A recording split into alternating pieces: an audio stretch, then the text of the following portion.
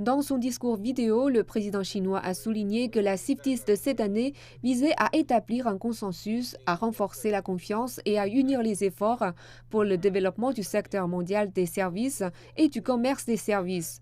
Selon lui, ceux sont essentiels à la mondialisation économique et à la croissance mondiale. Alors que 2023 marque le 45e anniversaire de la politique de réforme et d'ouverture de la Chine, Xi Jinping a promis que le pays s'en tiendrait à la promotion de l'ouverture de haut niveau et promouvrait la modernisation à la chinoise à travers un développement de haute qualité. Il a ajouté que la Chine coopérerait avec toutes les parties en vue de faire progresser le développement inclusif. La Chine créera un environnement de développement plus ouvert et plus inclusif. Nous élargirons le réseau des zones de libre-échange de haut standard tournées vers le monde, mènerons activement les négociations sur la liste négative pour le commerce et l'investissement des services, et élargirons l'ouverture sur l'extérieur des télécommunications, du tourisme, des services juridiques et des examens professionnels. Les zones de démonstration intégrées nationales pour l'élargissement de l'ouverture des services, les zones pilotes de libre-échange éligibles et les ports de libre-échange seront les premiers à se mettre en conformité avec les règles économiques et commerciales de haut standard international.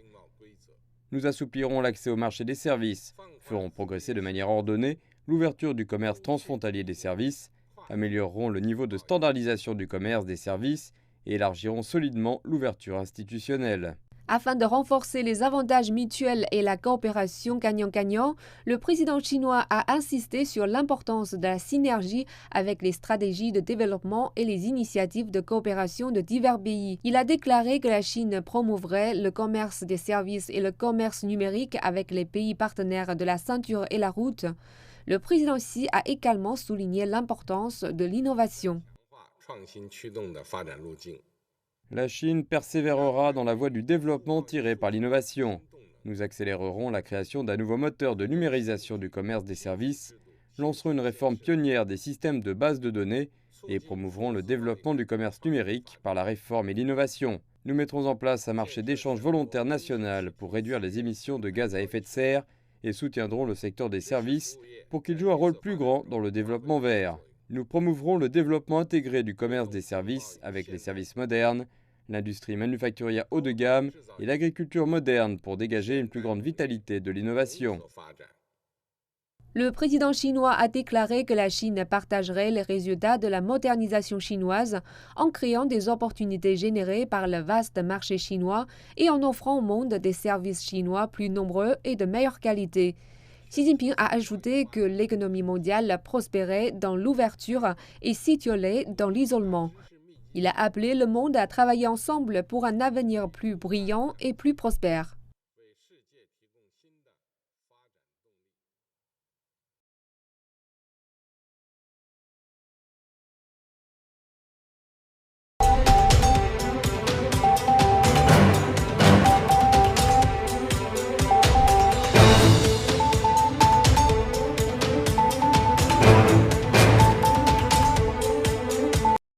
Je suis né au Bénin dans le département du Koufou, au sein d'une famille modeste où l'activité principale est le commerce.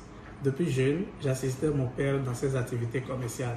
C'est de là qu'est né mon amour pour le commerce. Voyant le développement rapide de la Chine et l'importance des importations provenant de la Chine, j'ai alors choisi de poursuivre mes études en Chine afin d'apprendre le chinois et me lancer dans les affaires. Les difficultés, elles sont mineures, car je me suis préparé depuis longtemps.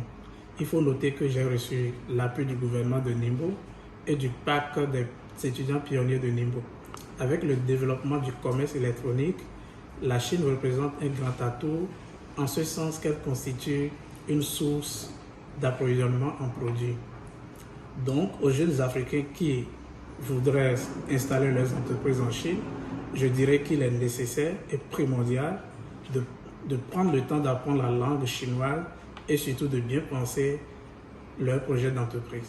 Mes attentes pour l'avenir de la coopération bilatérale entre la Chine et le Bénin en particulier et celui de la coopération Chine-Afrique en général s'inscrivent dans 4 domaines, à savoir l'agriculture, l'éducation, l'industrie et la technologie. En agriculture, il s'agira d'accompagner le développement agricole en Afrique par le renforcement de la coopération sur les technologies agricoles, la modernisation et la diversité des cultures, encourager les investissements dans le domaine agricole. En ce qui concerne l'éducation, il faut orienter la formation des jeunes Africains vers les métiers futurs nécessaires au développement du continent. Orienter les bourses d'études vers les secteurs de l'agriculture, la technologie, l'innovation et l'ingénierie. En ce qui concerne l'industrie, il faut accompagner le secteur industriel pour favoriser la diversification économique des pays de l'Afrique. Et enfin, en ce qui concerne la technologie, il faudra soutenir la technologie qui est déjà en expansion qui d'ailleurs est aujourd'hui un moteur de croissance économique et de développement.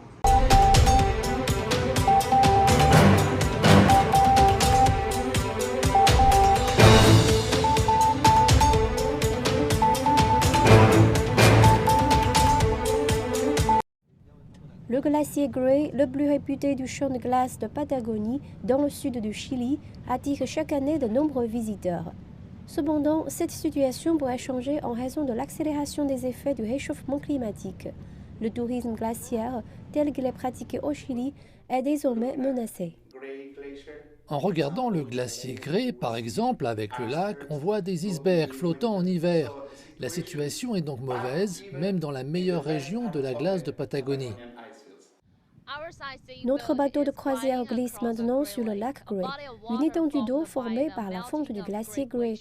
On peut voir de grands et petits morceaux de glace dérivés à la surface du lac après la fonte des glaciers qui se sont désagrégés. Dennis est le capitaine de ce bateau de croisière qui navigue sur le lac Gray.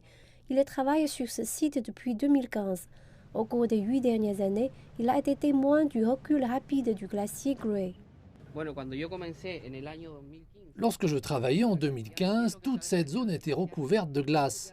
Puis j'ai remarqué que les glaciers reculaient de manière significative. Vous voyez ce rocher? La glace a reculé à partir de là.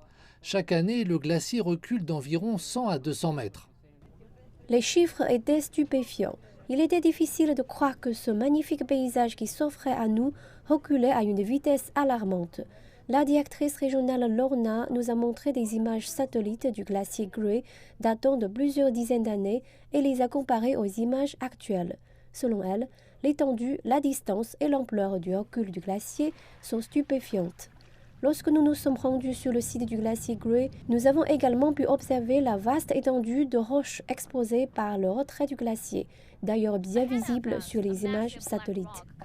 Juste devant nous, une formation rocheuse massive de couleur noire qui traverse le glacier Gray et qui attire l'attention. Le personnel du parc national Torres del Paine affirme que cette roche noire était entièrement cachée sous la glace avant le début du recul du glacier Gray. Les glaciers peuvent créer des reflets semblables à ceux des miroirs. Il devient alors une partie des rayons du soleil. Cependant, la fonte réduit la capacité d'un glacier à réfléchir la lumière du soleil, ce qui contribue à l'augmentation des températures sur Terre. Selon une étude de l'ONU réalisée en 2018, 95% des 24 100 glaciers chiliens ont reculé. Outre les températures plus chaudes, la fréquence accrue des précipitations contribue aussi à la réduction de la surface des glaciers.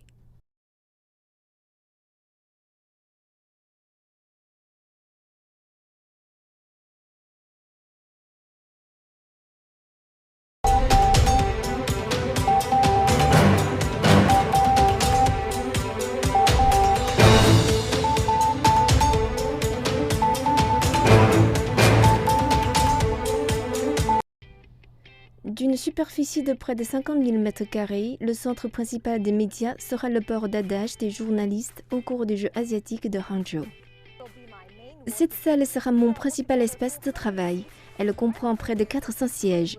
L'écran géant là-bas indiquera les horaires des matchs ainsi que les tableaux de médailles. Mais ce centre est plus qu'un simple lieu de travail.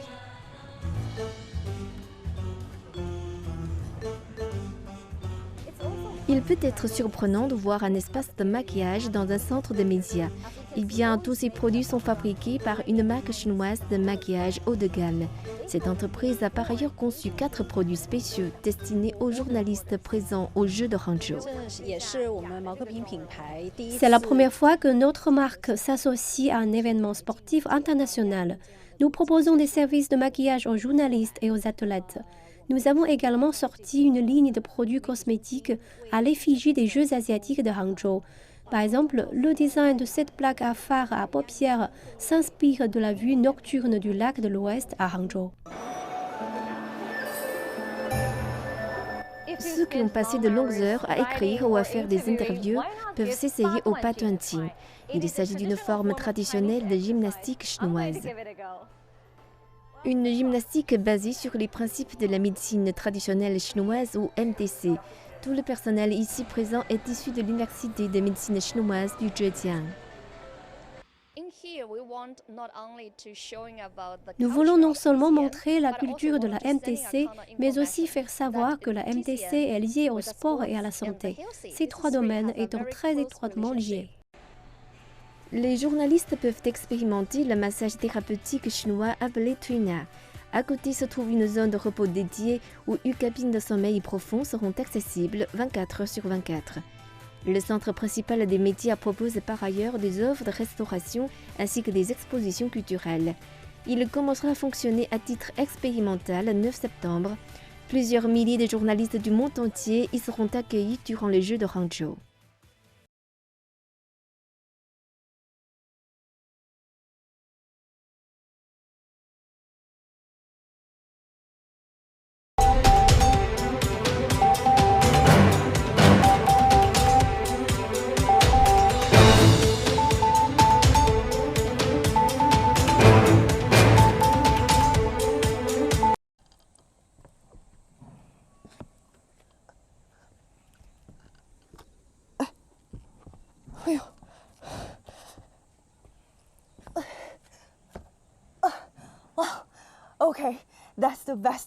C'est le mieux qu'un débutant puisse faire. C'est plus qu'une simple salle d'escalade. C'est actuellement la base d'entraînement de l'équipe chinoise d'escalade de vitesse de la ville de Ningbo, dans la province du Zhejiang. Ces maîtres grimpeurs montreront leur talent lors des prochains Jeux asiatiques de Hangzhou, en concourant pour grimper d'ici jusqu'au sommet le plus rapidement possible. Une équipe de 8 hommes et femmes représentera la Chine en escalade de vitesse aux Jeux de Hangzhou, avec des concurrents supplémentaires dans les disciplines du bloc et de la difficulté. À la base d'entraînement, nous rencontrons Long Jinbao, qui vient de décrocher les premiers tickets d'escalade pour participer aux Jeux olympiques de Paris de l'année prochaine. Je reviens tout juste des championnats du monde en Suisse. Je suis donc encore en train d'adapter mon rythme. Pour l'instant, mon entraînement n'est pas très intense. Et je me répète que les Jeux asiatiques sont aussi une compétition normale. Comme la pression entraîne souvent des erreurs, je trouve ma paix intérieure pour y faire face. Concurrent dans l'équipe féminine, Deng Lijun a repris l'entraînement après une courte pause entre les compétitions. J'attends avec impatience les Jeux asiatiques de Hangzhou, car ils nous permettent de concourir sur notre terrain. Et je connais assez bien de nombreux grimpeurs, puisque nous nous sommes déjà affrontés. De son côté, l'entraîneur Zhong Qiqi aide l'équipe à se préparer physiquement et mentalement. Nous avons choisi cet endroit comme base d'entraînement, car le climat et les conditions sont similaires à ceux de Shaoxing, où se trouve le stade. Et comme l'escalade sportive vient de faire ses débuts aux Jeux asiatiques en 2018, nous apprécions cette deuxième chance de concourir chez nous. Nous souhaitons vivement remporter des médailles pour notre patrie.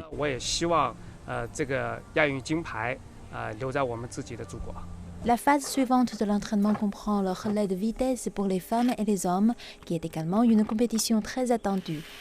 Des équipes de 3 personnes se relaient pour grimper et tenter d'atteindre le sommet en un minimum de temps.